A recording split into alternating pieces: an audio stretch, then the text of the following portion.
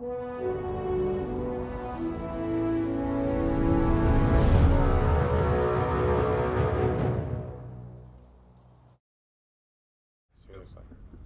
Hey, good afternoon, people. Welcome to the brand new sparkling world of post GDPR. And as you can imagine, mainly because of the title of the email, that's what we're going to be discussing today. Sitting next to me is my former classmate, as well as our attorney, or as we call him in the studio, space lawyer, Jim Dunstan. Jim and I have been, again, friends forever. We've worked together in multiple things, including Mythic Entertainment, patents, and a whole bunch of stuff. And he's going to sit in today as we talk about the GDPR. So Jim, say hi. Hello, guten Tag. Guten Tag. Bonsoir. And every other European language way of saying hello, good day. Or merde. Yeah. So can you guys hear us okay?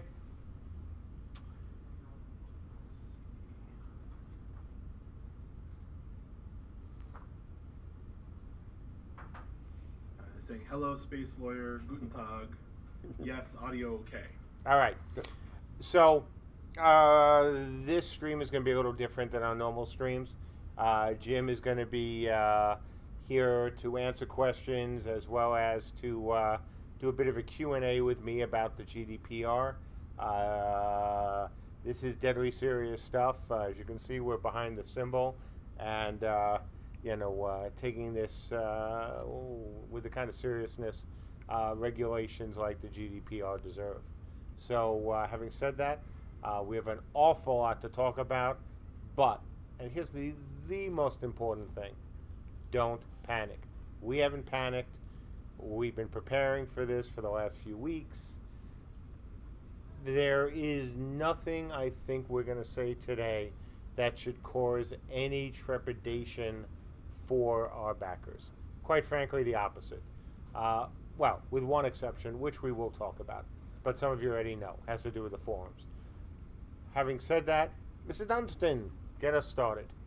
So, GDPR, what does it stand for? It's an extended TLA, or extended three-letter acronym, as we like to call them. It is the General Data Protection Regulations adopted by the European Union. They were adopted all the way back in 2015, but the EU gave companies a grace period until today, May 25, 2018. For all our backers, if you have not yet received at least 25 emails from different companies that you deal with asking you to click on a link or do something, then you're living under a rock, because I know my inbox has almost been spammed with all the GDPR stuff that's going by. The regulations themselves are 88 pages long, and you add about another 100 pages of recommendations and preambles on top of that. It is a hog choker. In a nutshell, what it's meant to do is harmonize the various privacy laws across the European Union companies, and to set a clear set of standards for data privacy, data security, and data breach notifications.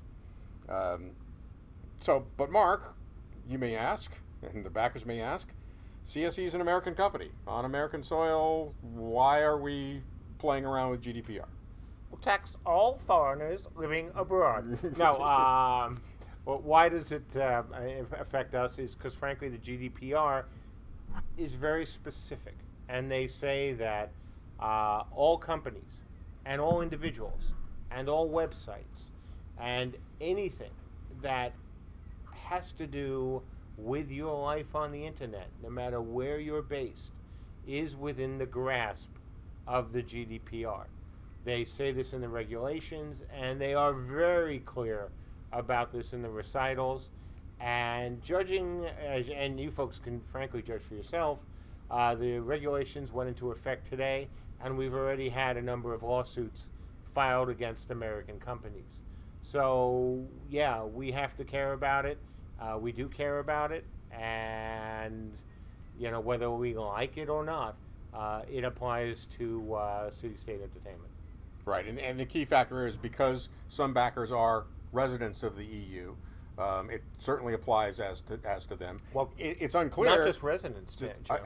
I was just going to say, it's not even clear that people, United States citizens traveling in Europe, it probably applies or Europeans outside. Or Europeans traveling to the United States. So there's just no way to sort of unshuffle that deck. And so the safe practice, it's a big deck. The safe practice is just everybody's ponying up. And whether we like it or not, we're now all Europeans, I guess, for this purpose. And that's actually interesting, and we'll touch on that a little later. But yeah, there's no way to escape this. There's no really company or individual in the world who is connected to the internet, who does things on the internet, that is not potentially within the reach of the GDPR. Right. So GDPR deals with personal data. So we need to talk about what that is, and it's awfully broad definition. It's basically anything that could tie an individual back to their actual self. Obviously, the easy ones are names, email addresses, things like that. But it's the net is cast very broadly here. Well, especially don't forget there are two different categories of data. There's personally sensitive information, and then personal information. Right. And the personally sensitive information is the sort of stuff that we want nothing, and I mean zero, bingo, 00, to do with. We've never gathered it. We don't care. We don't care what your political opinions are. We don't care what your blood type is. We don't care what trade union you work for. These are all things that are called out in the GDPR as personally sensitive information. The personal information is where, as Jim says, it is really murky. And it doesn't matter whether you read the regulations or the recitals. Things are mentioned, but not in the same way personally sensitive information is laid out. Right. And that is, for us, one of the most scary things about the GDPR, is that we have no idea what is considered personal information under the regulations. And that sense of insecurity and fear has led us to do a lot of the things that we've been doing that we'll talk about as we continue winding our way through the labyrinth of the GDPR. So GDPR applies to what are sort of two buckets of people: data controllers and data processors. It's not completely clear what that definition means, but for our purposes, we are a data collector, a data controller, because we have backers and we have data about those backers. We have a one-to-one relationship with our people. It's not like we are processing data for some other big company. And it's always been opt-in. Right. You've always had to do something in order to give us your data. We didn't just harvest it, from the website. If you signed up for our newsletter, you gave us your email address. If you bought a tier from us through PayPal or through Kickstarter, you gave us other information as well.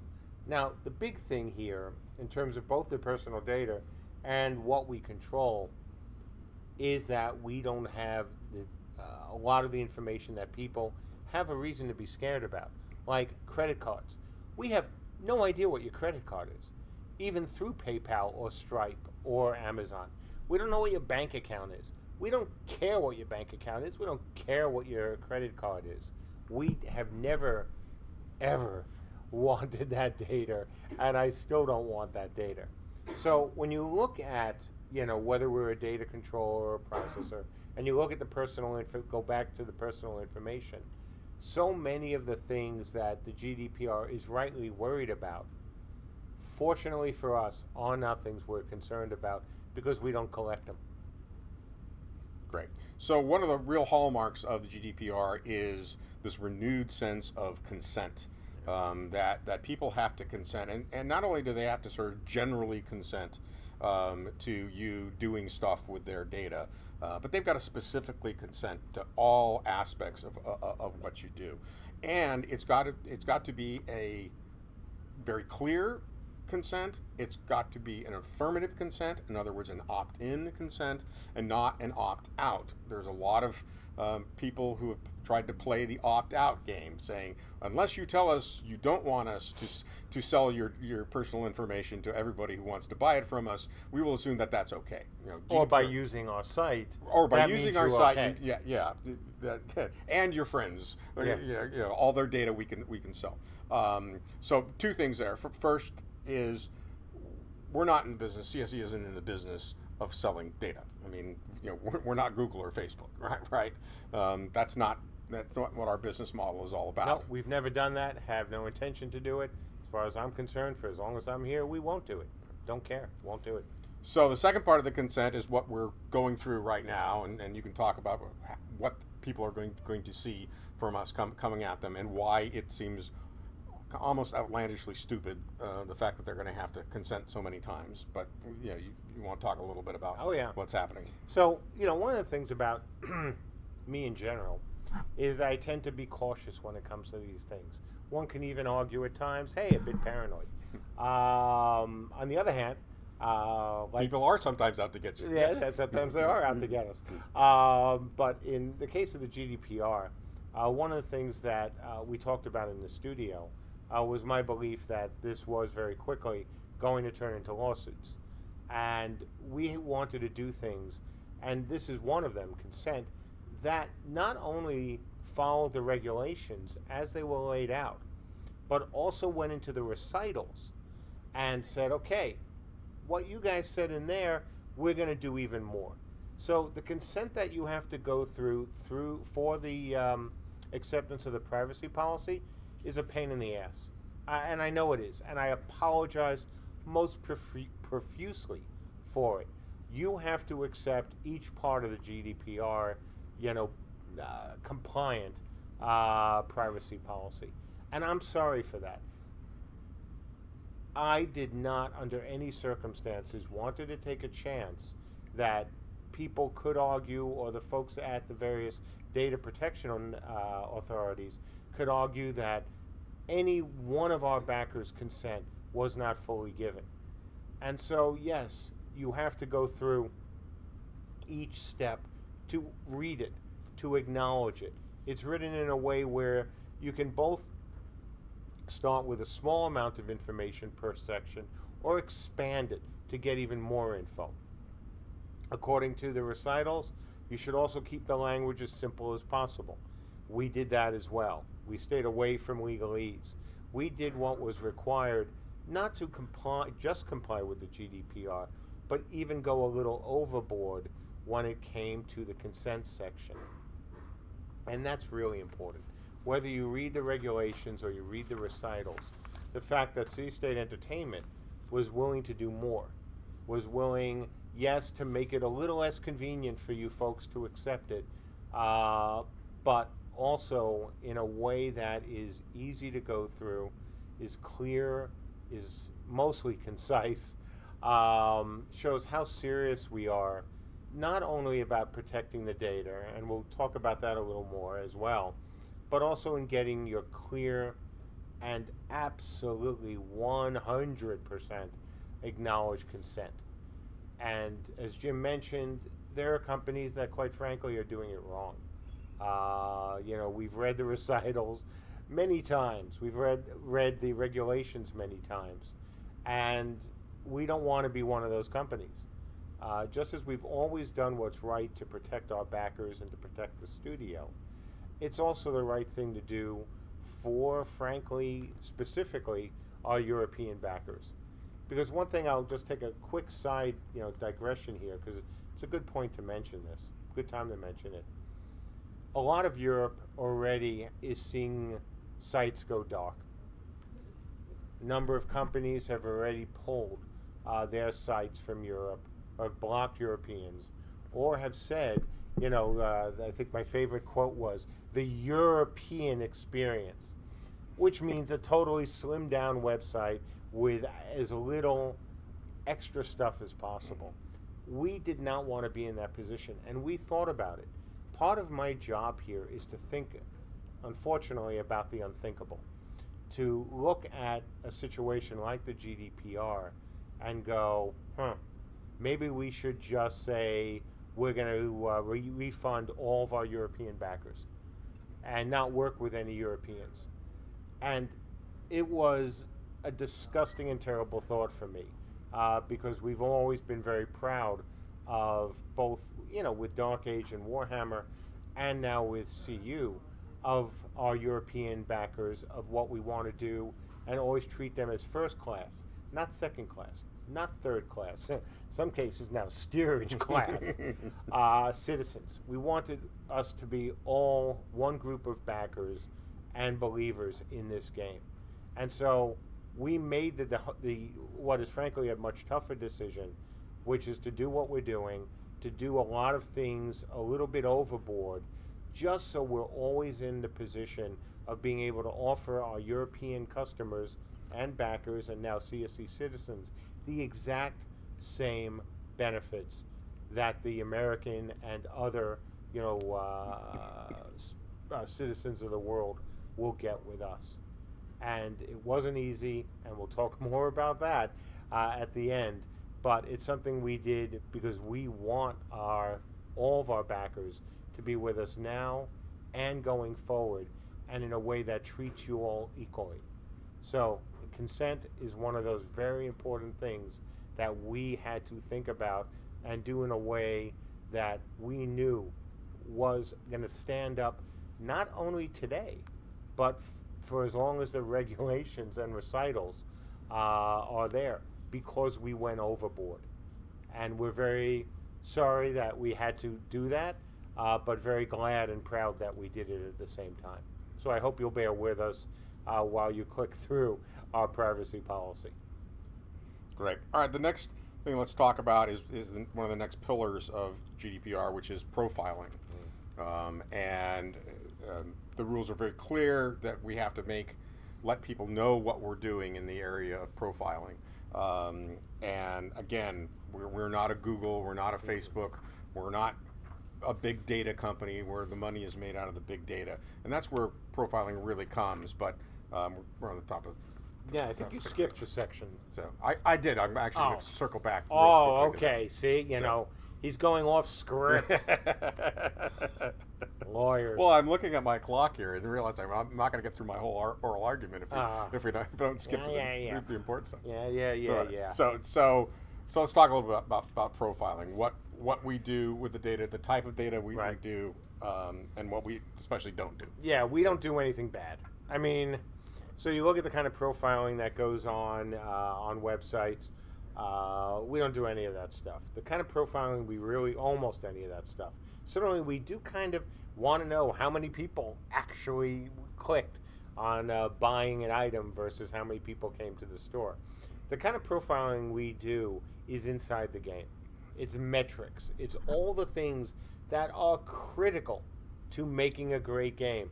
Things that you've heard me say for years that I wish to God we had with Dark Age of Camelot. These are some of the things that are absolutely the types of profiling you have to do on game data, whether anonymized or not, to tell you what's going on in the game. And one of the nice things about the GDPR is that it does talk about, in both the recitals and the regulations, the importance of really need-based use of anything, whether it's personal information, profiling information. And so that's what we use it for. We don't use it to somehow nefariously, take your metrics and apply them elsewhere. We use them for the game. We use them, again, to see how long a class is played, what the time to kill is between, various classes, all that sort of stuff. But the rest of the profiling, again, we do almost none. And when we do it, it's, again, how many visitors did we have and how many people actually, bought a tier, that sort of thing. But beyond that, no interest in doing anything. So, for example, one thing that many of the mega data companies do is they'll profile people by following them after they've left the website to see what websites they go to, and basically build sort of a whole, for targeted ads and things like that. So that's We do none of that. We don't even have ads on our system, and have no plans for putting on any ads from other companies on our system. And where you go, we don't care. Go wherever you want. Just keep it play legal. nice. Play nice and keep it legal. And we don't, nothing. We can't even tell. So yeah, we do nothing with that. Okay. So the next linchpin of GDPR is data breaches and data notifications. And this is very important. This is a big one. This is a big one. It's a very important one. I think it's a proactive one, given all of the data breaches that we've seen around the world. Equifax, Target, all those people who sat on that knowledge for a long time without telling people. And so under GDPR, if there is a data breach and it falls into to particular categories, which could lead to the accidental or unlawful destruction, loss, alteration, unauthorized disclosure of, or access to personal data, has to be reported, and it's got to be reported to the users, and it's got to be reported to the EU directorates, and the EU directorates has to be within 72 hours. So this whole thing of sitting on a data breach for 3 months while you try to figure out how much damage was done, you essentially have a 72-hour shot clock to figure it out.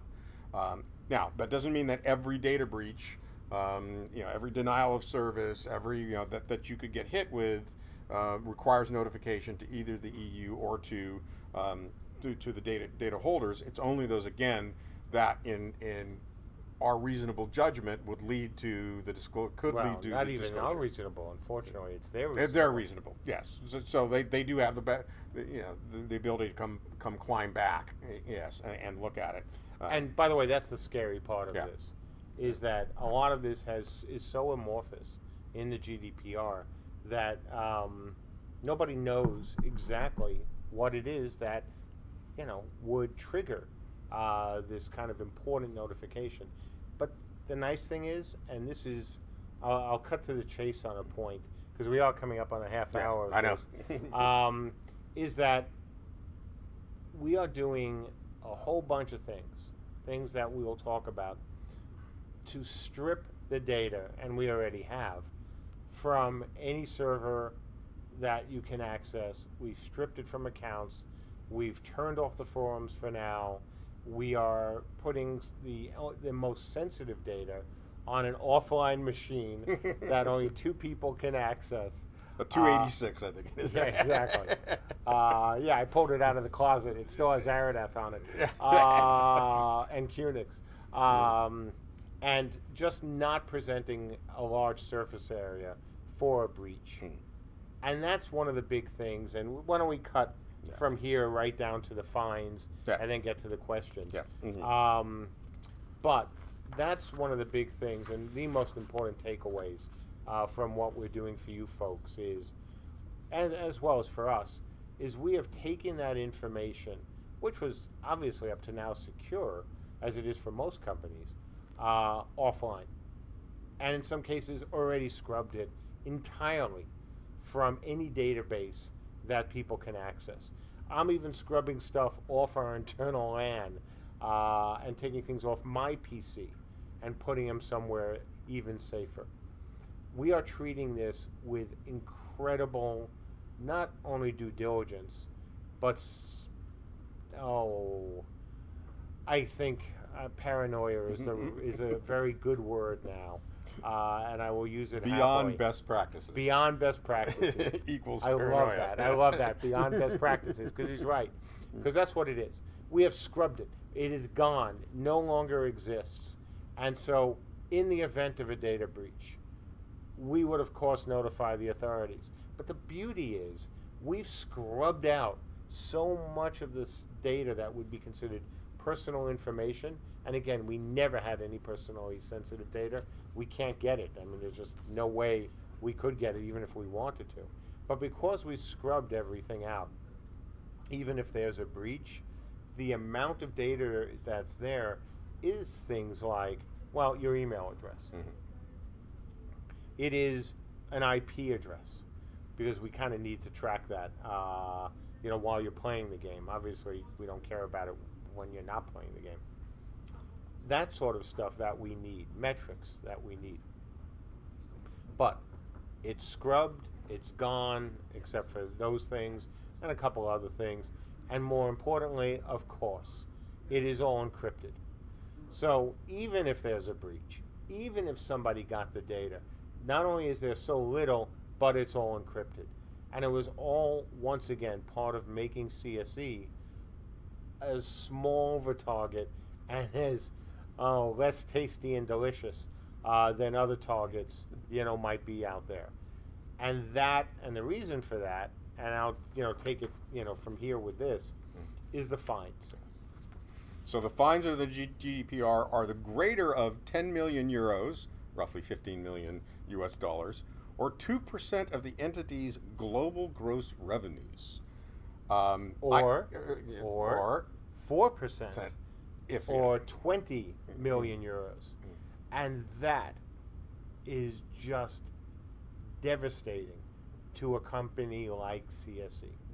If you're Google and Facebook and you got hit with the maximum, which would be a 2% fine, right, your company doesn't go out of business. It's no fun, and I am sure they will vigorously defend any action.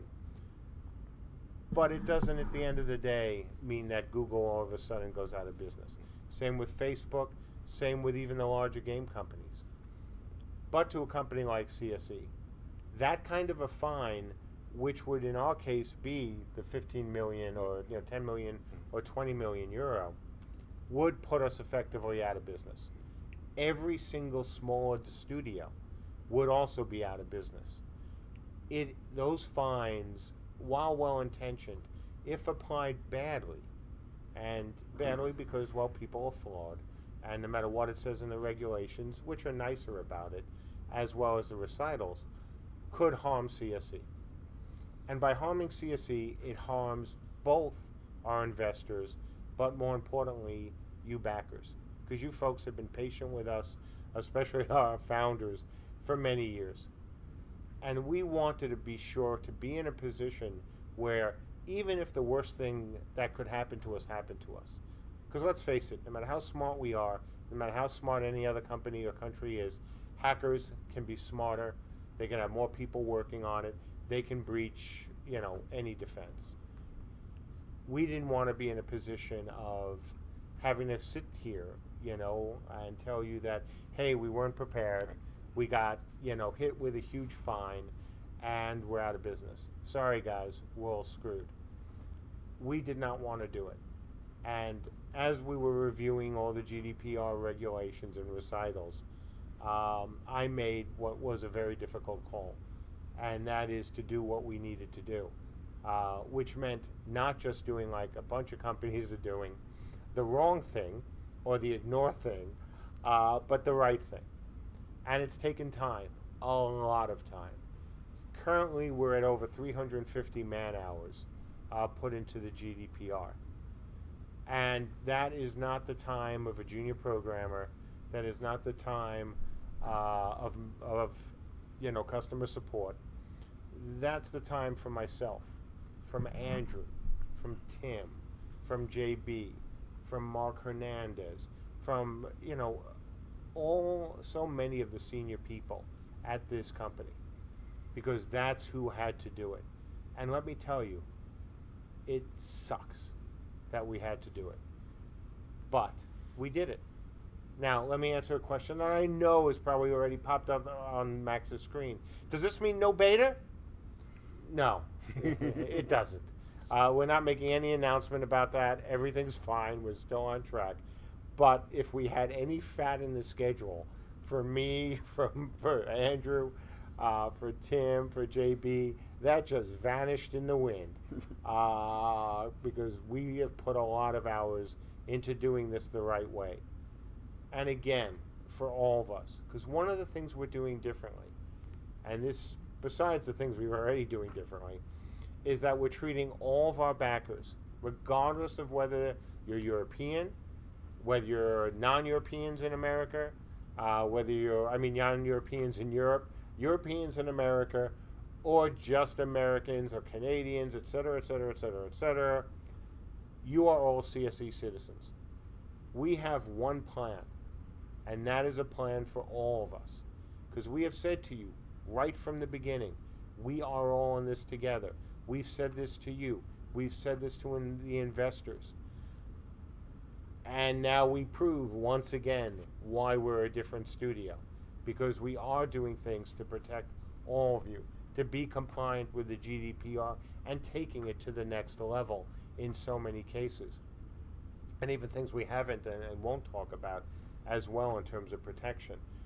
You know, we are doing what is necessary, what is right, and what is not expedient in order to deal with legislation that in many ways is going to change the shape of the internet for quite a while. And there is some pain. The multiple times you have to go through the privacy policy. The forums are down. They have been wiped, gone, vanished. We will put new forums back up, but all the data, that is gone as well. And the reason why we nuked every forum post, really two reasons. The main one is because over the last, few years, you folks doing the right thing have posted personal information about yourselves. You've posted sometimes your real names. You've posted your addresses. You've posted the countries that you're in. You've posted other information that undoubtedly is considered personal information, and potentially even some that would have fallen into personally sensitive data.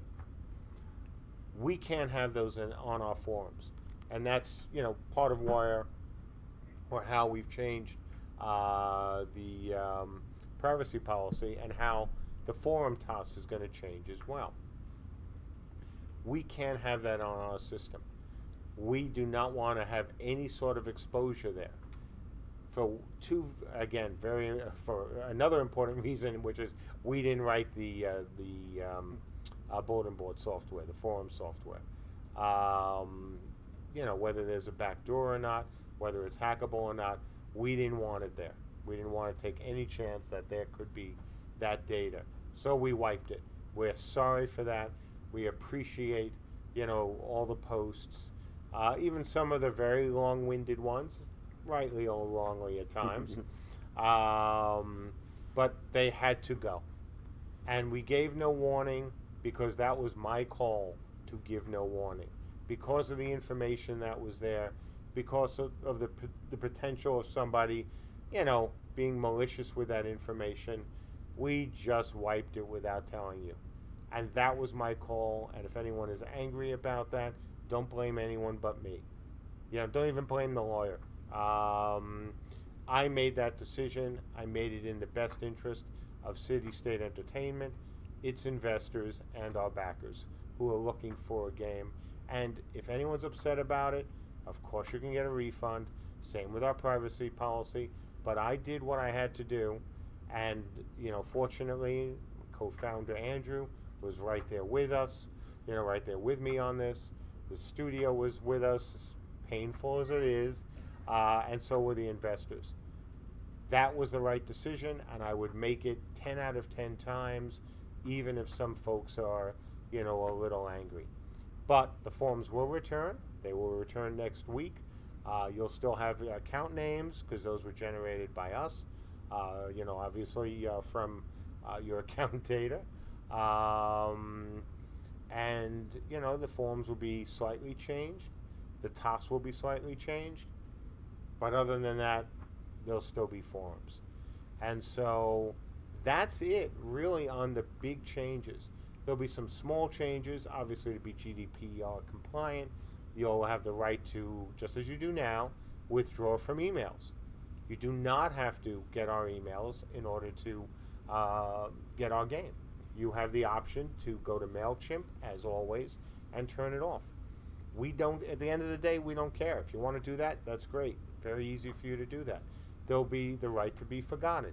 There'll be other things, again, that apply to all of our backers. Every single one who becomes a CSE citizen will have the same rights as everyone else. And so, Those are the big things. We're still working on getting the forums back up. Without the forums, of course, we also don't want to have a test this weekend. Plus, frankly, everyone here who has been, working so hard on the GDPR could use a break. And that includes some of the people who would be watching the game and, dealing with it. So, we don't want any tests. We're going to take a weekend, a long weekend, and have a little downtime after what has been a bit of a sprint to make sure we got everything done. Oh, and I forgot to thank Charles as well. Sorry, Charles, who's also been working from abroad on getting everything, ready for this. So, having said that, I'll turn it over to Jim if he wants to add anything.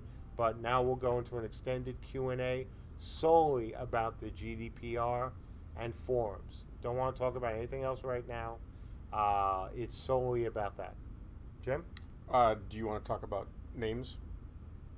Oh, yeah, good point. So a couple backers, or two the night before, last night, and Sacrix today, brought up a point about naming. So one of the really iffy things in the GDPR, Jim mentioned earlier, which is personal information can be anything that can be either tied directly or indirectly to a data subject. A lot of you, just like me in the past, would reuse the names. And, you like to see your favorite name in your new favorite game. The problem with that is that can be therefore tied to your, person, to your real identity. That's kind of scary. So we put in language that said that we own that name. Now, the ownership of the character, all that's pretty standard for every MMO. But we went a little further. We went a little further to protect the studio. Now, these objections, because complaints isn't the right word, but objections to it, I know are well-intentioned. So Jim and I talked today, right before here. We've already made a change to our privacy policy, which I think, and Jim is pretty good about, pretty confident of this as well, gets us almost everything we would have had otherwise, and also gives you the assurance that we're not going to look to take your name and use it. That was never our intent. We could care less about exploiting whatever clever name you came up with. That was never something we care about, not, whether it was the Dark Age days or the Warhammer days. We were solely doing what we needed to do to protect the studio.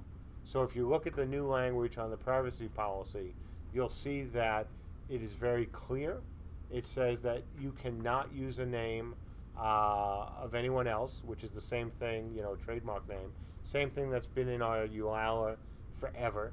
Goes back to Dark Age as well. If you have your own trademark name, you may use it, but you grant us a right to obviously use it in our game, and that any other name you choose is going to be a name that is considered to be in the public domain, meaning anyone else can use it. It is not something that you have filed a trademark or have a registered trademark on. It is a name that you, by agreeing to the privacy policy, acknowledge is not personal information. So if you call yourself, I don't know, John the Slayer, that is not a name that can be tied, that you can argue can be tied directly to you. And if you use a trademark name that is your own, you must let us know, and again, that you grant us the right to use that name in things like leaderboards, in announcements about what's going on inside the game or even outside the game.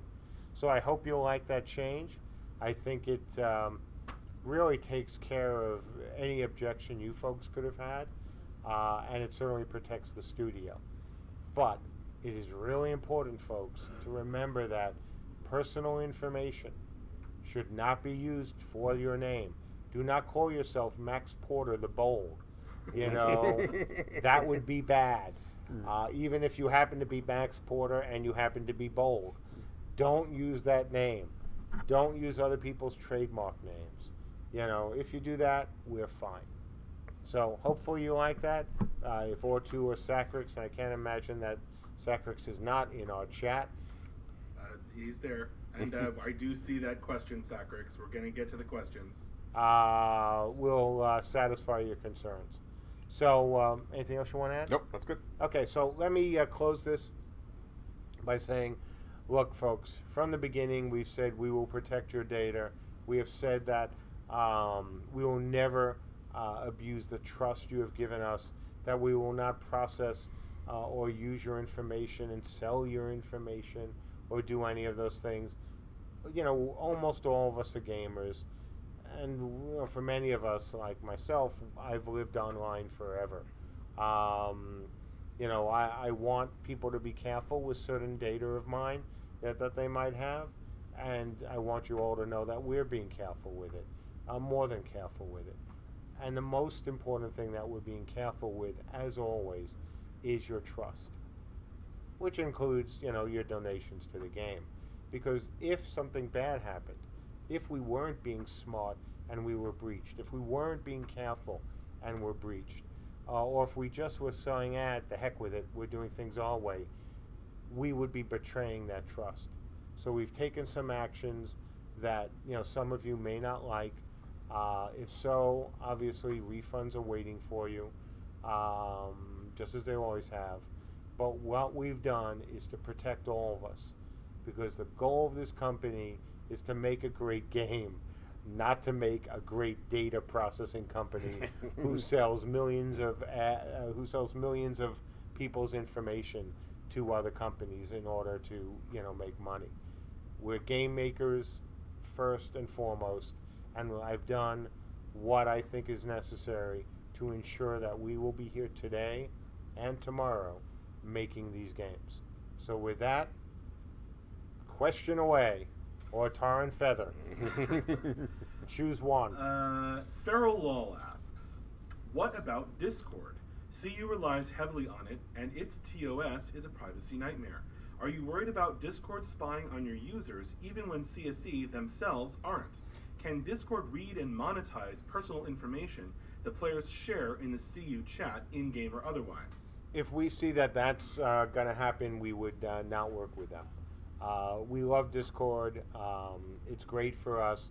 If we saw them abusing the trust of our backers and putting us in a situation where we could be in trouble, then of course we wouldn't work with them. We don't think that's the case. We'll certainly be looking at them and everyone else that we would work with. But no, that would be it wouldn't be just as bad. If we would work with somebody who would abuse your trust, they're abusing our trust as well. Sacrix passes along a question from Guinness. If a family name is also an intellectual property, where does CSE fall on that? Well, we said that in the trademark, section, that in the privacy policy. If you're using a trademark name and it's not yours, you can't use it. It's been that way forever. It's been in the EULA forever. It was in the EULA for Dark Age and certainly War. You can't use something that belongs to somebody else. It's that simple. But remember, just because something's in a book doesn't mean that that belongs to someone else. There's a very big difference between, and we're not going to go into it now, between trademark and copyright law. Would we prefer if you didn't happen to use the name of a major character that is non-trademark from another game or book? Sure, that would probably be better. But we're not enforcing it because there's nothing to enforce. And also be aware that trademarks are limited to the class of products or services that you're in, because the benchmark is whether or not the source of the good or product is being confused. Guinness, we're not selling beer. Right. So. Exactly. Odovic asks, would data mining a character's actions within game data to detect cheaters be classed as profiling, and is this covered in the privacy agreement? So that's one of the issues. A great question yeah. we've been worried about. No, we don't consider it personal information. We talk about it being metrics. We talk about why we need it. There is no clarity in the GDPR about that. If we're keeping it and using it for ourselves, for example, to detect cheating, I don't think I don't want to guarantee, but there's pretty much 100% safety in doing that. Right. Because one of the things that the GDPR does say, and they are clear about in both the regulations and the recitals, is that even if something is considered personal information, if it's necessary to carry out the enforcement of a contract, or to prevent hacking, or to provide a service, then that's permissible use. So even if if a court in Europe ruled that yes, a person's actions within the game are PI, we still have absolutely every right to use it because we use it again to offer our services to improve the game's quality. Right. And there's a pretty clear and large carve out for internal network services. Exactly. And your ability, that is a quote lawful use of personal information. So I mean, we're very confident on that. 100% confident, because it's the same with hacking, right? So, if we're trying to detect somebody hacking our system and someone claimed, hey, you can't take all these commands I sent, those are my commands. Right. Then how can you prevent hacking? So we're not worried about that absolutely at all. And that data is not data we're going to make public with everyone and go, hey, we just caught, Max cheating and look at what he did. Max the Bold. Max the Bold. Well, in this case, it's Max the cheater. A little too bold. Yeah, a little too bold. Yes. Sacrix says, thank you for the naming wording change. You like it? That sounds like it.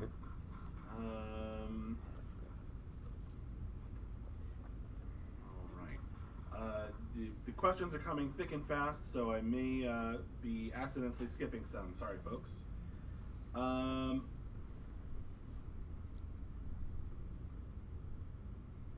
Sacrix asks, the GDPR has regulations, it seems, I'm not a lawyer, in terms of protection with forcing people onto new terms. Are CSE covered here? In effect, you are asking us to sign new policy over the old one, or you can get a refund. But in theory, someone might be happy with before this, but not everything after. Well, yeah, but we can't do that. There is no middle ground. If we weren't offering a refund, that would be a different story. Right. If we were saying, hey, you have to accept this or you're screwed, then that would be bad. We're not doing that. We're saying, hey, look, this is the policy that has been laid down. It now applies. If you don't like it, if you're not unhappy with it, just ask us for a refund. Now, the thing is, there shouldn't be anyone who's really unhappy about what we've done. It's not like we're doing less for you folks. Right. We're doing more. Your data is more secure today than it was yesterday. Yeah, your data is more secure. If you want the right to be forgotten, within limits. You have more rights, yeah. You have more rights. So, we've already gotten one person asking for a refund because of the GDPR policy, which I think is kind of bizarre. But no, we're giving you more rights than you had before. Because, frankly, when somebody would, cancel a pledge, we would simply, delete them from the system. But the data was never moved about their purchase offline. Now it is offline. So essentially you have been forgotten. Now, as the privacy policy requires, and so does the GDPR, we can keep that data as long as it is not made public and it's necessary. Yeah, of course, in the case of somebody saying, hey, I want a refund, but you already got one. If we couldn't keep that data, then people could just say, hey, it's, Max the Slimy, and I'm coming back again. I'm coming back again. But this is really my first time I'm asking for a refund. Exactly. Honest. You may remember my name, but that's a mistake. Yes. So, yeah, no, we're in really good shape with that. Again, we're doing more than is required by the GDPR in a whole bunch of cases. So, anyone who's upset about the new policy, I'll be happy to talk about it. I can't imagine why anyone would think you're getting less rights, because you're not. You're getting a lot more. But happy to discuss that too. Send hate mail to the EU. Yeah, yeah, and if you're unhappy with the GDPR, look, you folks have a right, in Europe to register your complaints. Certainly, there have been, again, way too many sites already who have closed, or at least have changed their offerings to Europeans. And with the lawsuits that have been filed and the ones that are coming, there may be more. So if you're unhappy, let your folks, your countrymen, let their leadership know, and maybe you can get a change. Or on the other hand, maybe this will work out really well, because I do think, and I'll just take a very quick sidebar, that, I sounded like a lawyer again. Yes. I'm rubbing off. Yeah, exactly. That some of it, again, the legislation was well-intentioned, and it is good, because it is forcing companies who might not have been so careful with your data, who might have been doing bad things just to begin with, it will force them in an awkward position. And, companies like us, as long as the law is applied fairly and is not, used in a way to, really punish every company in order to bring money in for these organizations, as long as that happens, good things will come out of it. Having data that's more secure is not a bad thing. It's not a bad thing for anybody, except some of the sleazier companies. Yes. The man with no screen name asks, I'm an artist that uses his legal name on his work, but use a handle for his accounts with CU. Would I be putting CSE in a bind if I posted fan art in CU forums that could potentially reveal my legal name on the forums? Potentially. It's not, with the TOS and with the TOS and the privacy policy, you're acknowledging you take a risk. And, I think that certainly that could come back to bite us, at the end of the day, if we had a breach. But it would have to be if we had a breach, because it's not that people aren't allowed to reveal that information, but if it is revealed and then it is, lost or breached, that's where it gets kind of iffy, and that's what we're trying to stay away from. Again, especially people who posted their real names and their political opinions and other things. So, no, I think the man will be fine with that. Strike asks, will we still be able to access the old forum posts via an archive like the old one? No, not a chance. Part of the problem is, and that was one of the things we thought about as well, can we curate them? And it's just way too much time. Way too much time. We'd have to go through every damn post on the forums and scrub them, of personal data, personal information, and even scrub potentially the names or the locations. It was just not worth it. Might we move some back, some, ones that were really great, or take bits from them? Possibly. But in the short term, no.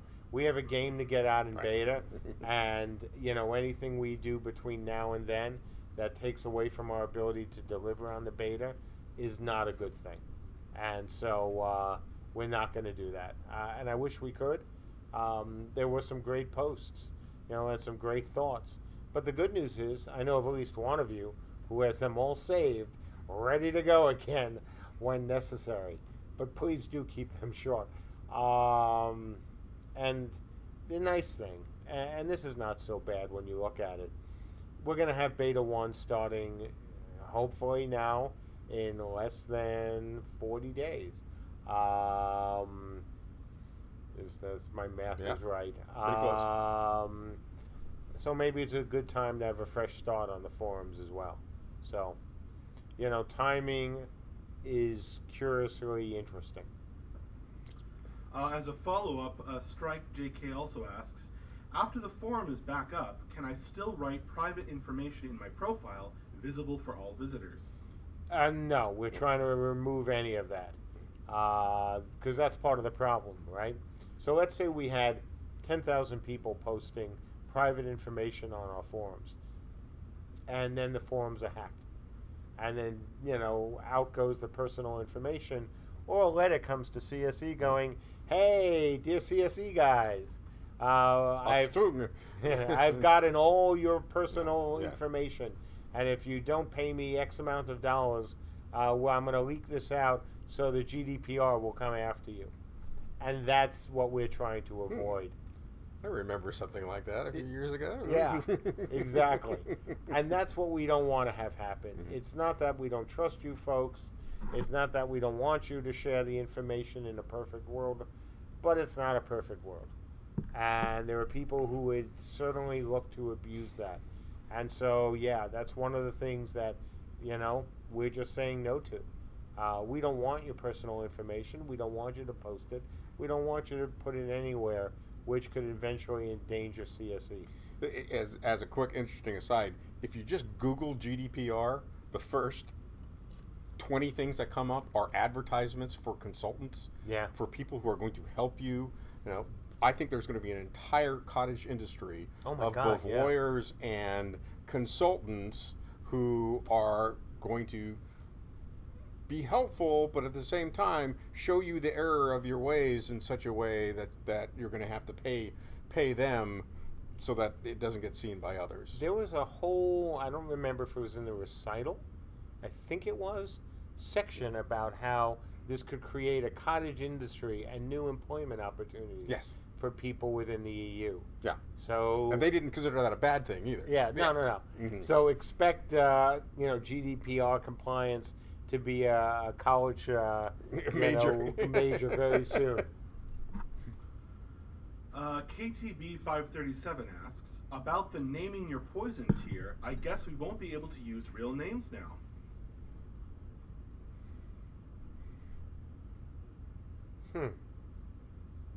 Yeah, that could be a problem. But I think, God, in the case, I think we can make a very good argument that we can get a special waiver since these guys have paid in so much for those tiers. That, you know, it's full consent, and I think we could make that stick. What do you think? Yeah, I think that's right. I mean, yeah, given the level of consent given by the dollar amounts, I think that's Yeah, so I think we'll be okay. We just need to have, good point, we actually hadn't thought about that. But we can deal with that. I think that will be, I know that will be fine. And the other thing is, it's a very small number of people who bought that tier. Because one of the things that the GDPR does talk about in the regulations is that they want the response or the fines to be proportional to the breach. So at the end of the day, if you give us a consent to use your name, and then there was a breach, then even if 5 people didn't give the consent, you know, what would be the fine for 5 people who used their real name when they didn't tell us they were using their real name? So yeah, that won't be an issue. I don't want to take any poison. Bad Lunar says, Bad Lunar Rising asks, if Guinness as a crafter in game names something after themselves, is that an issue? No, we're good with that. Because if the in-character name is not a name that they have trademark rights to, it's no different than a public domain, anything else in the public domain. So not a problem. You can absolutely use your character's name. Otherwise, we couldn't have leaderboards or anything like that. But again, don't use your real name.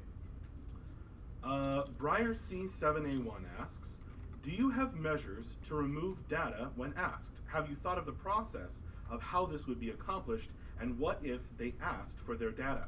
Well, the personal data is, personal information is easy. I mean, that's the stuff, that we've collected. Stuff regarding your character is not PI, so you don't get that. But things like, hey, what's your personal data? Okay, hey, here's your name. Here's your email address. Here's your IP Here's address. the IP address. Here's the tier that you used. Have a good day. Have a good day, yeah. We're perfectly good with that. The rest of it is not PI. First of all, we couldn't track all that information about every character. And since the GDPR says specifically anything that could even be personal information needs to be anonymized if possible, then, we'd be in one of those, well, if we track it, we're in trouble, and if we don't track it, we're in trouble. So, no, not worried about that at all. We'll happily, if somebody wants to, when they get a refund, well, like I said, we scrub them anyway from our database, and they're taken off the forums.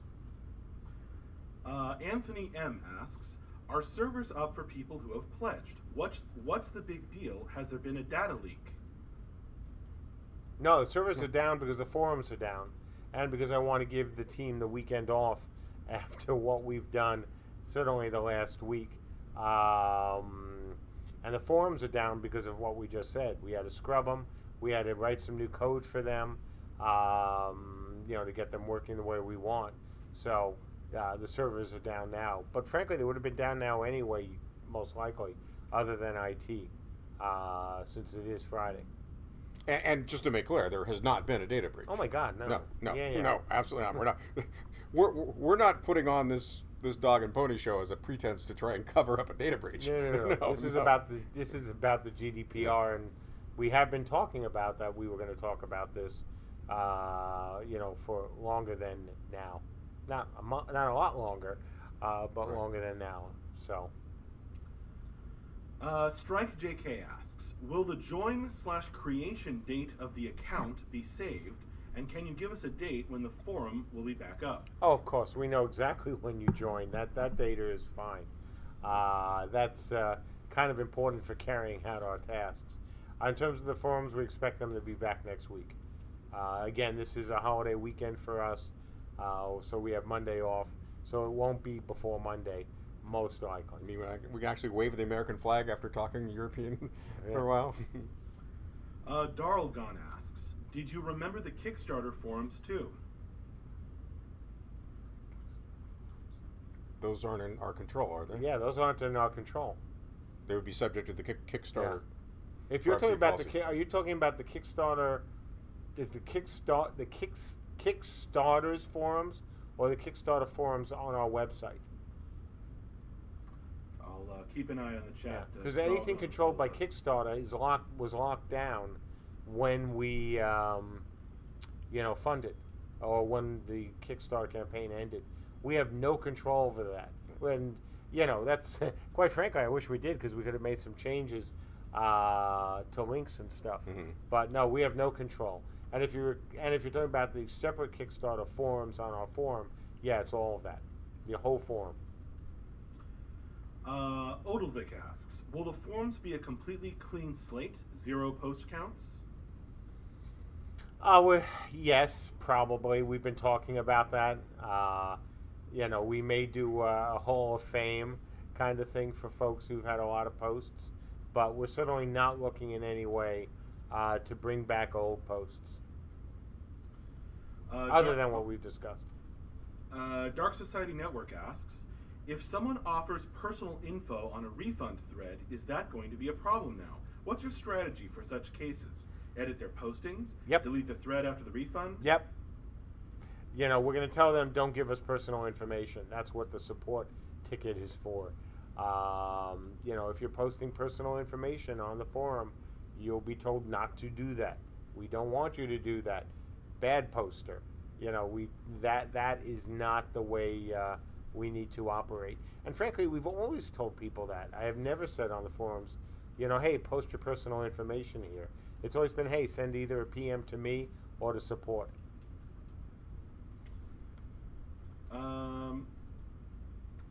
Dark Society Network says, it's refreshing that a regulation is seen as too harsh for a change.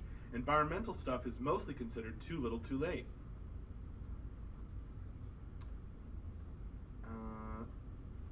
Laudoween asks, is it almost like you planned beta based on this grace period ending? No. No. No. Quite frankly, when I first looked, at the GDPR stuff, and this is going back many, many months, I thought for the most part that we were in good shape. The deeper I read, unfortunately, and especially when I stopped reading some of the analysis by some people who should have actually spent more than 5 minutes reading the regulations. I looked at things and went, oh my God, we've got to take this even more seriously than I originally thought, which frankly wasn't all that serious, because I thought we were in very good shape. The problem only came in when I really dove into the recitals and kept reading the regulations. And as I thought about it more and more, I realized that, yeah, this is a much bigger deal. And quite frankly, based on the number of articles I've read, I don't think that there's a lot of people who are taking it serious enough. And we are. And it may be overcautious, it may be paranoid.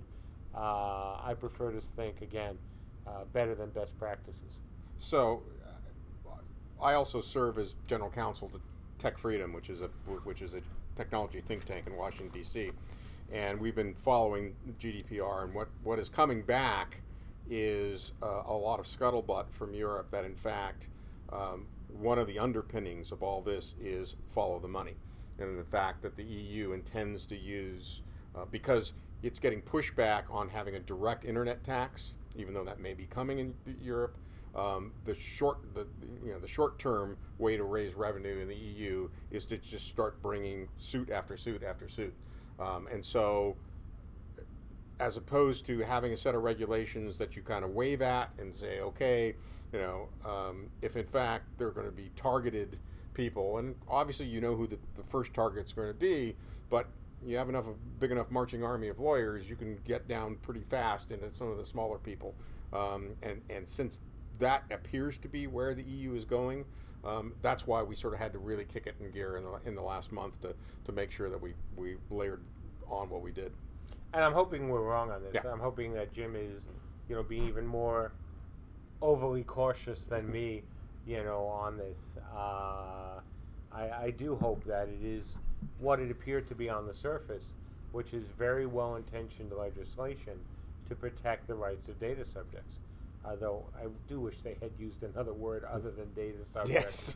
It's just very kind of cold. Resistance is futile. Yeah, it really is. But and we're hoping that's the case. We want to be, we want to be surprised. We want to look at this in a good way and see that the EU is really doing this the right way, because the intentions are good. I mean, as Jim cited a very bad example of Equifax, because that what they did was horrible. We don't want us or other companies to be in that same position. So we're hoping for the best, but preparing for the worst. And that is the safest way to ensure that City State Entertainment is going to get to finish Unchained and make other games going forward. And make no mistake, there's a movement to bring GDPR into the United States. We're already seeing bits and pieces of it in legislation on the Hill right now. And so inevitably, U.S. companies are going to have to change some of their policies. Now, is it going to be a full GDPR or GDPR light? We don't know. But hey, we've already done the heavy lifting now. Exactly. And so we're in a position, good position going forward, basically no matter what happens, unless California goes crazy nuts like they can do from time to time. But that's a different story. Yeah, but even with that, we have scrubbed so much data that we're in a good position, pretty much, and not even California, just anyone who goes even further. If you go much further than what we've scrubbed out, then you're going to say, hey, there's no, there's no internet. Right. Northwest Orpheus asks, can't you just put a EULA clause on the forums saying that the user is responsible for all information posted? So here's the problem with that. You'd be absolutely right in most circumstances. Now, Jim can remember from our first, year in contracts, the professor said to us that, hey, you know that ticket. Let me show you an example of what a contract, what you think is a contract or not. And he held up a ticket to a game, and he said, "All right, how many of you here think that this is a binding contract? And then how many of you don't?" Well, I was one of the very few don'ts, and it's the same problem here. Even if we have a full waiver, there is nothing within the GDPR that says that a waiver of the rights by the individual, the data subject, protects the company or the controller or the processor from a fine. If they had said that, then we'd be great with that. we would put a waiver on and nothing would have changed. One more opt-in. Yeah, one more opt-in. Mm-hmm. Unfortunately, there is nothing in the GDPR that guarantees that. And that was also well-intentioned. I don't think they were trying to be, dicks about it. I think they were looking at it and going, well, then what will happen is that everyone will put a waiver on, Right. and there goes, any enforcement. Right. So I understand why they did that. But it's put companies like us in the position of you either trust that you're going to be lucky with your waiver, which I'd rather not do, or you do what we're doing. Now, one thing to keep in mind, over the next 6 months, there's going to be a lot of court cases, and the law will evolve. Now, that may take years, unfortunately, in the European court system, because it's like the American court system.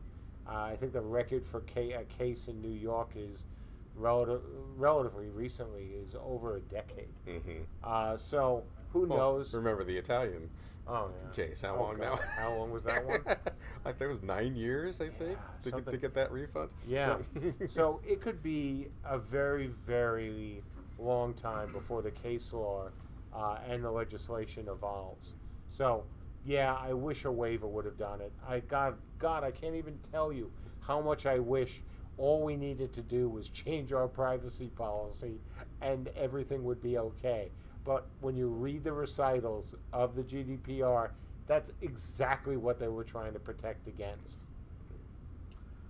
Crofty says, tell Mark we appreciate all the hard work and we support and agree with his decisions. Thank you. We're coming to the end of the questions, I think. Awesome. We've bored them to death. I think we have. Strike JK asks, is linking my Discord profile or guild website in my forum profile an issue? Can this be considered PI? Potentially, but for now we can allow it, and then see what happens. Yeah. Mm-hmm.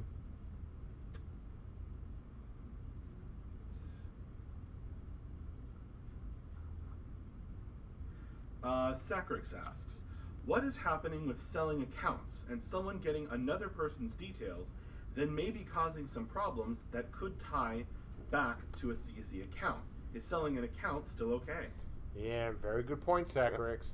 That is definitely a concern for us. And we may have to say no account selling on the board. So it's out of our hands, right? Yeah, we'll have to think about that one. Yeah. Thanks for raising that one. Yeah, thank you, Sacrix. Because we may have to ban selling. And as you know, we've never done that. We said, hey, if you want to sell your account on the boards, go right ahead. We may have to, say no to that going forward. And I'm really sorry. Obviously, we never took a penny from the sale. Right. Not a single penny. We wanted nothing to do with the transaction. If the transaction is all done SSL. Correct. If we do it that way, and again, we set it up so they can't and don't use post any public information, right. And it's essentially just a meeting place, Mm-hmm. then I think we're okay. But let's think about it. Yeah, let's think about that one. Yeah. Thank you, Sacrix. A couple different people are asking this question a couple different ways about bug reports. Isn't there PII info provided in bug reports, such as IP address, machine name, etc., or in a DX diag? Will we still be able to post bug reports in the backer forums? Probably not. We may ask you to send those to us directly. Because you're right, there is PII, on the DX diags. So it may be either we're going to ask you to scrub them a little bit or not post them. And the scrubbing is really easy. Anything that, when you look at a DX diag and it talks about your machine name, anything that could be considered non-technical information would have to be scrubbed. Carlitos Wayleet asks, will you now look into convenience things from Founder Point Store, like name saving and priority login, to become open to all players after GDPR? No, why would we do? I'm not getting the connection on that. If you wouldn't mind explaining that. because I'm not sure what one has to do with the other. I'll keep my eye on the chat, Carlitos Way.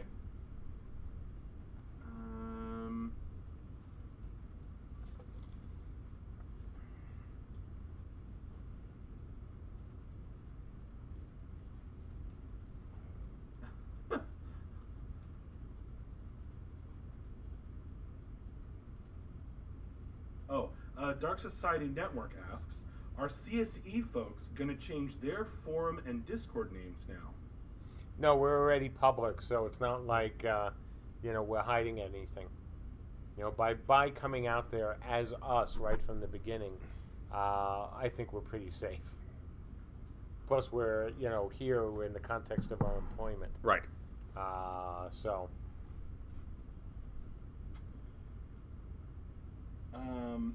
And we're not data subjects for purposes of yeah, GDPR. and we're not data subjects anyway. Well, some of us are. Charles, for example, Okay. he's European. And he's actually in Europe. Lottoween asks, does any info get transferred when an account is gifted?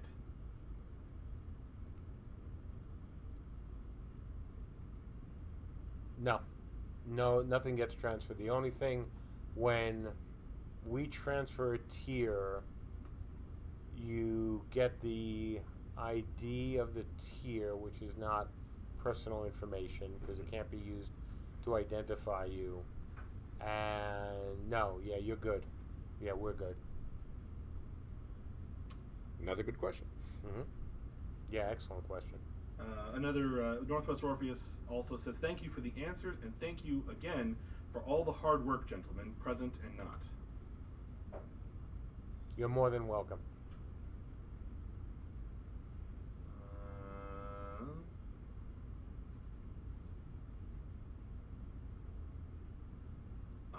I think this was answered already, but just in case, Capass7x1 asks, any reason for the Founders Tiers gifting option to change due to GDPR? No, none at all.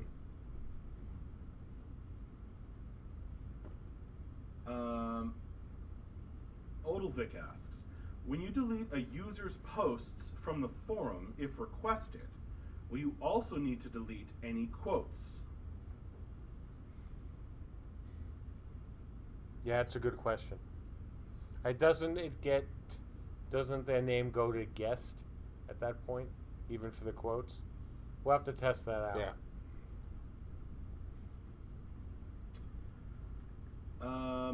And keep in mind that one of the things about the GDPR as well is that it does talk about where technically feasible. If something is simply cannot be done, Right. then you can't do it. And so I'm not sure, how we would actually do that. Dark Society Network asks, are you sure that the 10 to 20 million part applies to CSE? On the German version, the percentage seems to apply to companies, called undertaking in English, and the cash value applies to private citizens. Not according to the English language version. And this is part of the issue, right? What is the difference? If it is, for example, 2% of our worldwide revenue, we can live with that because 2% of our worldwide revenue is less. But according to the English language regs, it applies the same to either a company or an individual. Strike asks, CSE used to do cool tasks like drawing a weapon for CU. These often contained the real name or parts of it. How will this be handled? Just privately. We can get that information from you. That you have every right to give that to us. That's actually addressed in the privacy policy. But just don't post it online. And we won't post it online. Looks like Yitro and Izanaris are asking if the PMs on the forum have been wiped as well. And will yes, they be entirely. In the future? No, we're not moderating your PMs. We're telling you not to send that information. But yes, anything on the forums currently is nuked.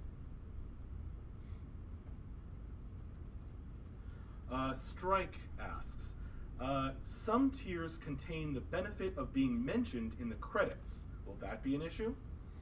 Potentially, but I think we can get a waiver for that. That's pretty safe. It's same with a movie credit, right? That's personal information. So that's the kind of waiver that's easy to get. So if people say, yes, we're going to be included in the credits, and you give a waiver for that, then that's great. Because I don't think, I can almost guarantee, it's nothing is a total guarantee, that the GDPR folks, we're not thinking of ending the movies industry's credit, history. People who work in the industry would be really pissed not really happy. not to see their names up there. Starring blank. Yeah, exactly. And blank. Well, that would be like a Deadpool, because Deadpool, 1 and 2 both had those kind of credits, and so unless we all want to go, what was it? Written by another asshole. Monty Python, Holy Grail. Exactly. So unless we want to go to that scheme, I don't think the GDPR folks would have any issue with that. And frankly, like I said, if they did, there'd be a whole lot of actors and union workers and everybody who makes anything, whether it's llama trainers. Yeah, exactly. Who would be very, very angry at the EU ministers. Sacrix asks, with the ability to forget and delete my information, will that cover leaderboards having my name on them? Yeah. We'd have to strip that as well. Yeah.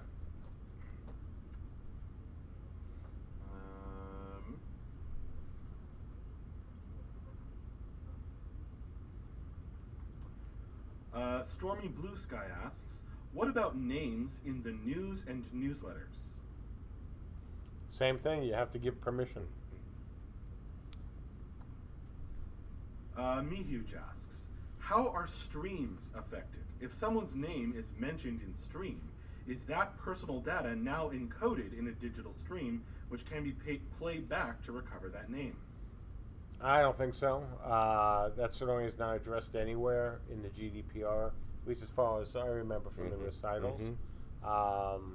If they were going to do that, they would have to kill every chat, program of every website of everything from YouTube. Exactly, YouTube would have to come down today. Yeah. And just go, hey, thanks for the comments, guys. Guess what? Right. You can't have them. Strike says, thank you, MJ, and your lawyer, to take the time to answer these questions. I wish you all good luck moving forward.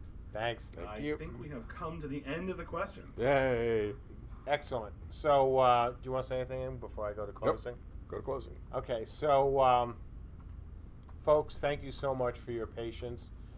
Thank you so much, as always, for your support. Again, I humbly apologize, truly from the bottom of my heart, for any extra added inconvenience you all have to have to go through in order to accept our privacy policy. I apologize as well for having to wipe the forums the way we did, but it was necessary and it was the right thing to do. I have always promised you folks right from the beginning that I was going to protect your interests. I was going to protect your investments in the game, donations to the game. I was going to protect the game. I was going to protect the studio, and that I would now as well protect the investors. So I hope you'll forgive me for that. It was done in a way that I thought would have the minimum of strife and as well guarantee as best we can that City State Entertainment will not be one of those companies who will be sued by the folks under the GDPR, or to be one of those companies who unfortunately were hit by a big data breach and then was sued by the GDPR. We are doing things the right way, as we always have tried. We're doing things even better now, because frankly, you can always be better, and we hope that that will continue going forward. We know it will continue going forward. So as always, and hopefully, for a long, long time, we thank you for your support. We thank you for your patience. And I also want to thank, Jim for being here today and doing a lot of work with me, obviously, over the last few months. I want to thank Andrew for, his patience putting up with a guy who he probably thought was a little paranoid in the beginning, probably still does, and also for his, tremendous efforts this week on getting crypto and other things done that in a very unique way, which is kind of cool. I want to thank Tim, who has really just done a great job, managing and doing a lot of the labor-intensive stuff. JP, who's been studly when needed, and has also put in lots of hours. Mark, who's put in a lot of hours. Charles overseas, who also has put in hours getting the forums and the store, working, especially the store, with minimal disruption. There's other people as well, the whole studio who worked, who helped out in the process. Even Michelle, who very quickly came up with that really cute replacement for our, forums with the cones, which I thought was great. Just everyone who's worked so hard on making this happen again very quickly with as little disruption as possible. I want to thank them, and again, thank you backers as well one more time, because you can never say thank you enough to you folks who have been so supportive of us. We'll see you next week in the tests. Everything other than the time we've had to spend, remember, 350 hours and counting. And that does not include some of the hours, or any of the hours before I was starting to track this seriously as a potential, disruption, to our schedule. This has been a lot of time. It's been a lot of work. Work continues, but it was worth doing. And fortunately, at least for now, we are still on track for Beta 1. So see you next week. We should have hopefully lots of testing, and a test as well next weekend. So for those in Europe, good luck. I hope more sites don't go dark on you. For the Americans, hey, happy Memorial Day, folks, in advance.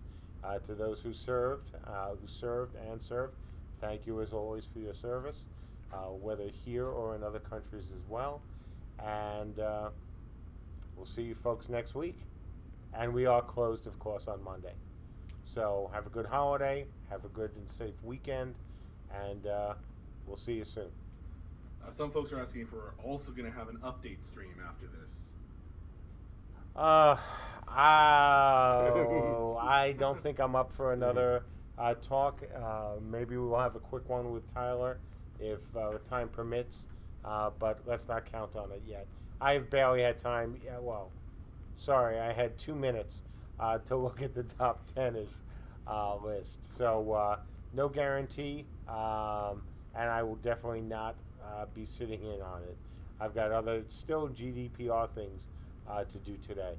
So again, thank you all, and if we don't do anything else, we'll see you next week, because frankly, this is a pretty big update stream.